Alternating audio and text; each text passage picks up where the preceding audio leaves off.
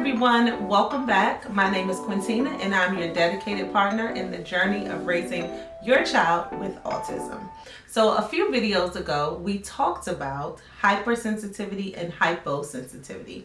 We talked about how this affects the child in their auditory learning, or how it affects the child touching things, what they feel. But in this video, I want to go over what you can do to assist your child in understanding, you understanding your child and what that specific sensory need is that they require. Okay, so the first thing is observing and understanding the need.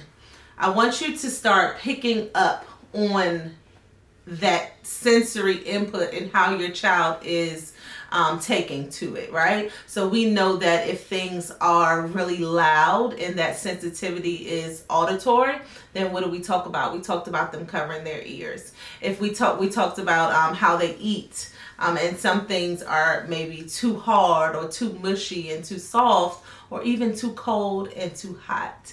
This is all indicative of some type of sensory need that they are missing, or something that they are really just trying to cope with, right? So that is hypersensitivity and hyposensitivity. So the first step is always making yourself aware of what that sensitivity is and the level of sensitivity.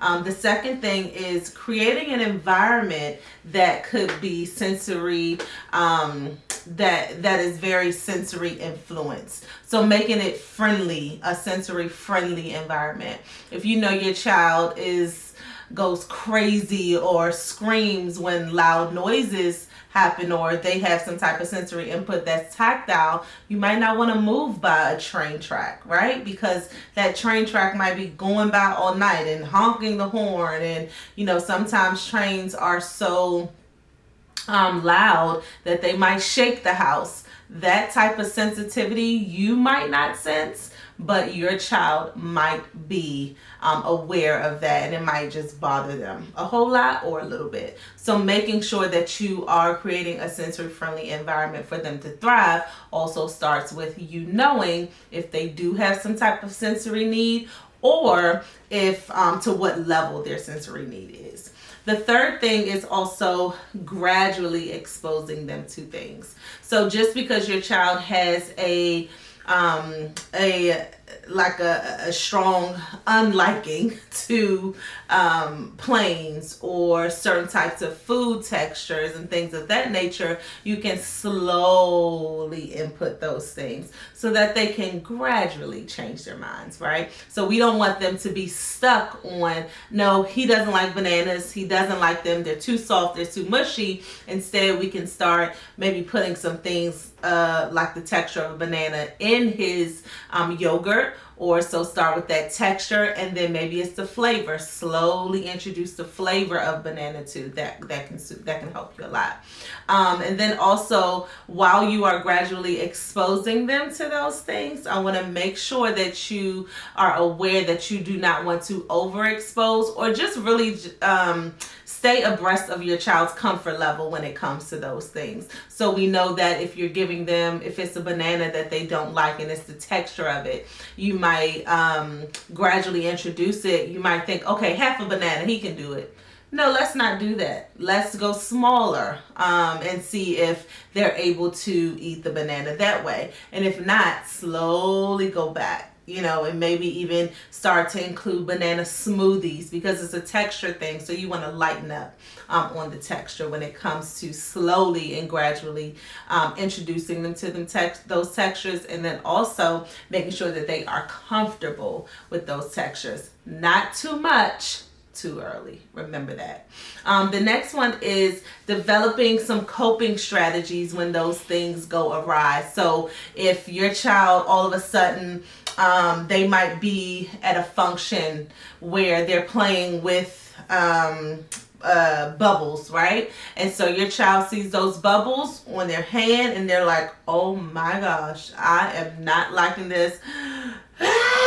So and you're like, oh my goodness, Johnny doesn't like bubbles. And so making sure that you're using some type of coping strategy or compensatory technique to help them. So that will be breathing exercises. All right, let's breathe until we can wash your hands. Or come on, okay, mommy has it. Mommy's going to wipe it off. It's okay. But breathe, those type of exercises. Or you can also integrate sensory breaks. That can help as well to help them manage their reactions to those sensory, to the sensory stimuli. So if you are introducing something, don't do it consistently, but more so using sensory breaks to help them transition, and then also to develop that coping mechanism to know that, okay, this is not going to be for long.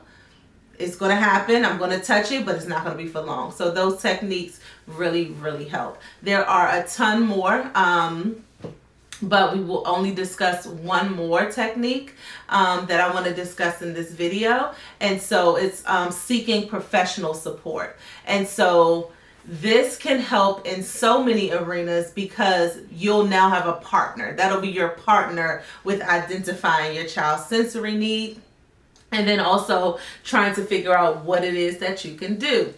Remember, you do not have to do this by yourself. You might be thinking, what type of professional will help me with that, right? I know. So the professional that you need that will help you with sensory support would definitely be an occupational therapist. They work more with that sensory support. And then also other sensory professionals that might be able to assist you in rehab or rehabilitative assistance to help your child cope with those sensory needs.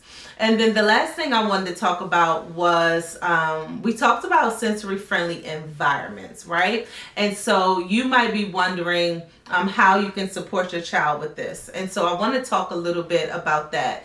And I want to mention 3 things when it comes to creating sensory friendly environments. The first thing is encouraging exploration. So making sure that, you're encouraging him to touch or to eat or to hear certain sounds, and because you don't want to shelter your child to where Bobby doesn't like that, no, don't do it, but also we talked about before gradually doing that. So making sure that when you're encouraging exploration, gradually doing that. The second thing that'll help you with a sensory friendly environment is incorporating techniques. So sensory friendly techniques.